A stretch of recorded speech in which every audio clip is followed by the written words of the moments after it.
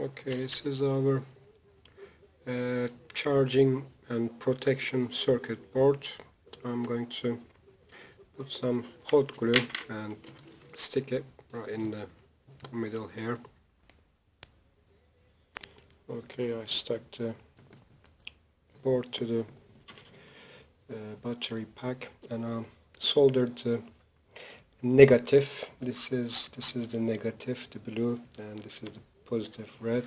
You need to solder the negative wire to B minus, battery minus, and the positive, the red wire, needs to be soldered to B plus, battery positive, and then you'll have two more wires needs to be soldered from the negative.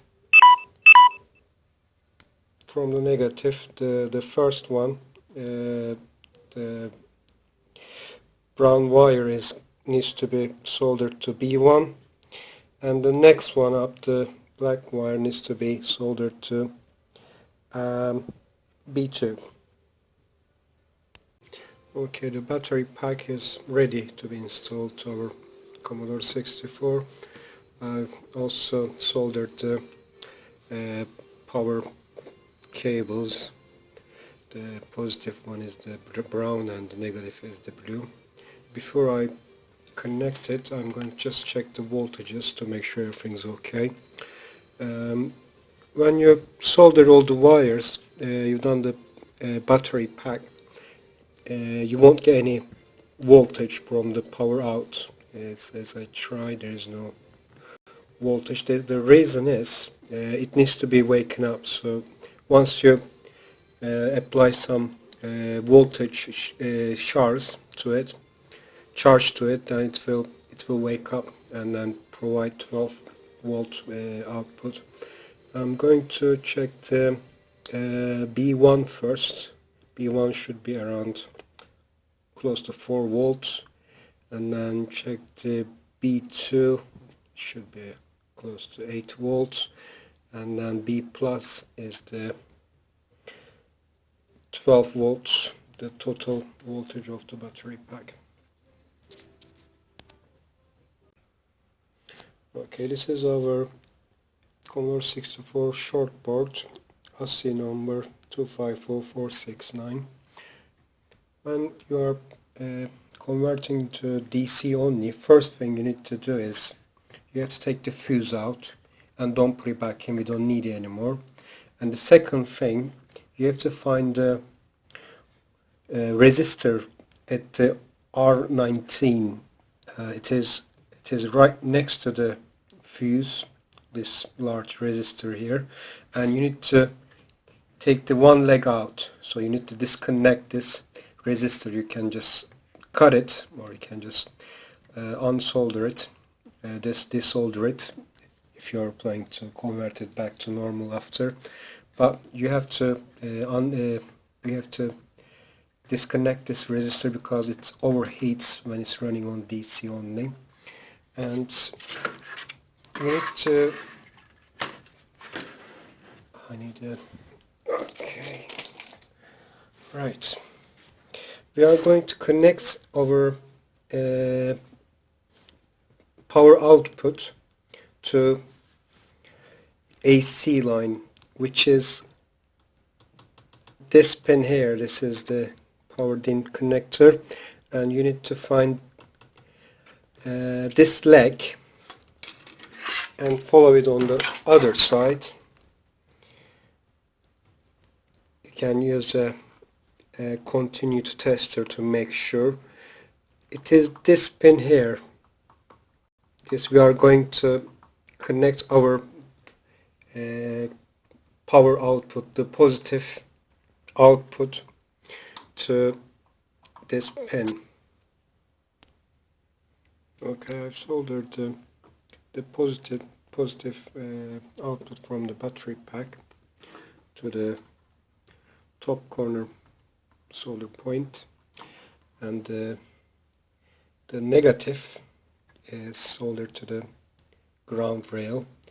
If you use a continuity tester, just test it with those all the bottom solder points, pins there, they are supposed to be ground, so you can just solder any of these. Okay, it looks almost ready. Okay, this is my AC adapter. I'm going to plug it in, and I cut a connector of an old PSU and made this rather dodgy looking power supply, and I'm going to plug it in. And the first thing I'm going to do is check the voltage. I haven't turned on the 64 yet. I'll quickly check the voltage before I turn it on. Okay, I'm going to check the voltage on the input first, make sure. Yep, I have 12 volts. Going to turn it on. Oh, there is no smoke coming out of anywhere. Okay, that's good. And I'm going to check the voltages on the tape port. This is the negative. This should be 5 volts. Yep, and the next one should be 6. Okay, yeah, we have to apply the load command to get the 6 volts.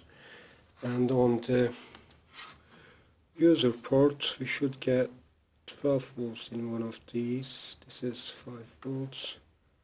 Yeah, we've got 12 volts and also 5 volts.